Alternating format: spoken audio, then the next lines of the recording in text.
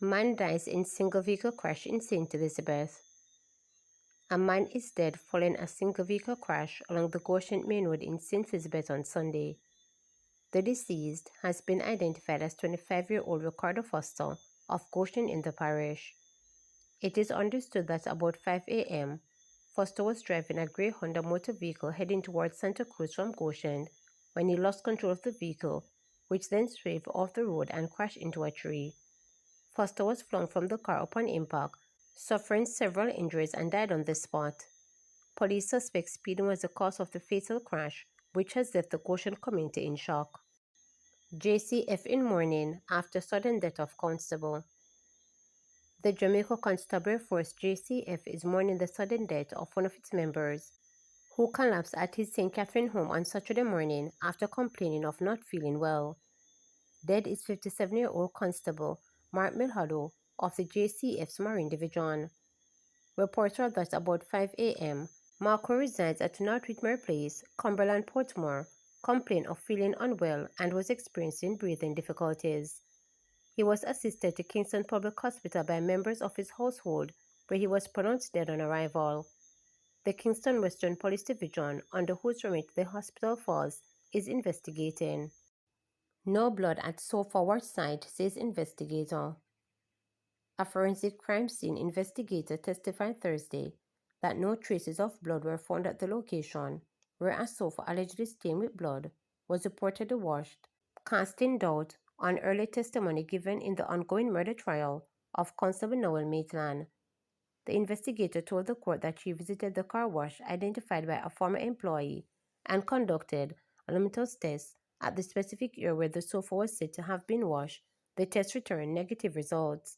With the use of luminol, if there is any trace of blood or DNA, it will give off a light blue color to show that something is actually there, the witness explained. Once blood is present, it will give off a reading. The witness said she was part of the police team, including the lead investigating officer that visited the car wash. Early in the trial, the former car wash worker testified that on the morning of July 13, 2022, a man she referred to as Brown Man brought in a sofa and eventually took over the power washing himself. She testified that while she was washing the sofa with bleach and degreaser, she observed blood-like rice grain oozing from it. She told the court that she was so frightened by the amount of blood she saw, recalling that she exclaimed, "Jesus," upon the first noticing it. I said, "This a man ya most dead or him bleed out. Look like them kill somebody in it," the witness recalled. She also testified that the following day, the sofa was swarmed by flies and the air smelled very raw. However, when asked under cross-examination by attorney Christopher Towson if the police had told her the substance was not blood, the witness replied, "Me don't know nothing about that." Pressed further, she admitted that she did not know how to test for blood and could not confirm what the substance actually was. Still, she firmly rejected Towson's suggestion that what she saw wasn't blood. "Me can't agree with you," she responded. Maitland is currently on trial for the murder and alleged unlawful disposal of his girlfriend, Donnelly Donaldson, who was reported missing on July 13, 2022. Her mother testified that Maitland picked up Donaldson from her home on July 11, and she last heard from her daughter the following morning. The two delivery men had testified that Maitland had the sofa moved twice, first from the Chelsea Manor apartment in St. Andrew to the car wash, and then from the car wash to an upholstery shop in downtown Kingston. The trial will continue on Wednesday. Portia's quiet strength. For years it has been whispered in political and other circles, both within and outside the People's National Party, the political movement she has once led as its first female president, that Portia Simpson-Miller, Jamaica's trailblazing former prime minister, was living with dementia. Last week, those whispers were confirmed.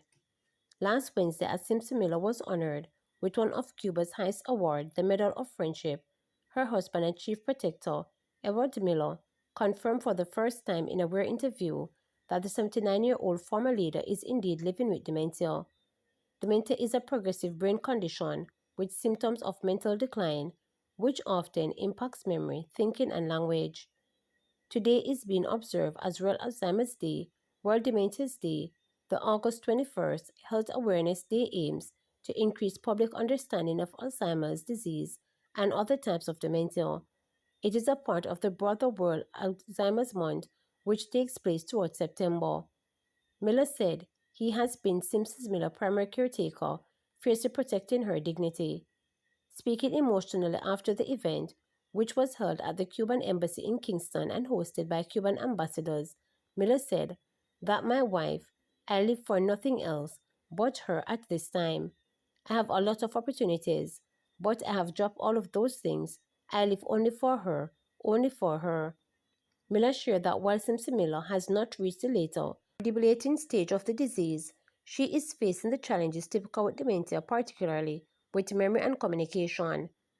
"It's the first time I'm going to publicly say it to anybody, but she has been going through dementia, so she still eats, drinks, sleep, walk, talk to us who are around. So if you come, you will see her like how you know her," Miller stated. He added that a telltale sign that she has recognized someone is when she offers one of her well-known hugs and kisses. "You will probably see her stare at you, and then once you go and get the hug and kiss, we know that she recognizes who it is," her husband revealed. Portia Simpson-Miller made history as Jamaica's first female prime minister, serving from 2006 to 2007 and again from 2012 to 2016. She served as leader of the opposition from 2007 to 2012 and from 2016 to 2017. She was also the first female to lead the PNP, holding the presidency from 2006 until 2017. Despite her condition, Miller said Simpson-Miller still enjoys small routines. "She's fun to be with, we enjoy it. There are four of us there, four of us including somebody from politics who has always been her friend and never let her go, is there most Sundays, and goes with her to the hairdresser. She goes to the hairdresser every third Wednesday, so she still does those things," Miller shared. Miller also addressed critics that he has been preventing people from visiting her. "I know they say that I block Portia from seeing people. I don't block Portia. People come and look for her, and my only requirement during COVID was that if you don't believe in COVID, don't come and look for her, because I saw what COVID did, the kind of response to it, and it has nothing to do with what the papers say. It was rough, and I never wanted her to go through that. I was probably the first person in the house. I went to the States and got vaccinated, and then, by the time I came back a few weeks after, they were ready to do her. And they did the whole house, so that was the requirements I had," Miller explained. He emphasized another firm boundary: no photographs. "I didn't allow any photographs because a lot of people will say nice words about her, but they still want to pull her down.